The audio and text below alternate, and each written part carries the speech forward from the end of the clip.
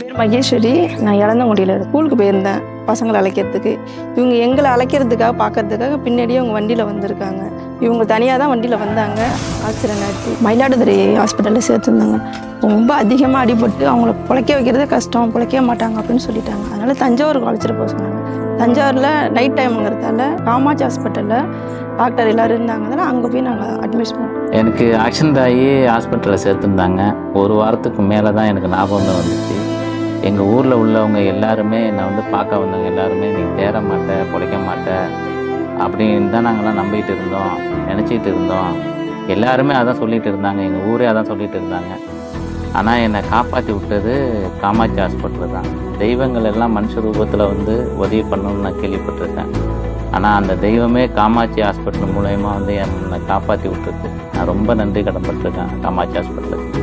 உடனே பணம் கட்டினா தான் ஆப்ரேஷன், அப்படிலாம் எதுவுமே கிடையாது. உடனே ஆப்ரேஷன் பண்ணி என்னோடய வீட்டுக்காரை காப்பாற்றி கொடுத்தாங்க. அவங்க ரொம்ப கோமா ஸ்டேஜில் தான் இருந்தாங்க. பிழைக்கிறது ரொம்ப 100% பிழைக்கவே இல்லை. ஒரு வாரம் கழித்து தான் அவங்களோட லைட்டாக அசைவே இருந்துச்சு. அந்தளவுக்கு என்னோடய வீட்டுக்காரர் இருந்தார். அவங்கள காப்பாற்றி கொடுத்தது காமாட்சி ஹாஸ்பிட்டலில் தான்.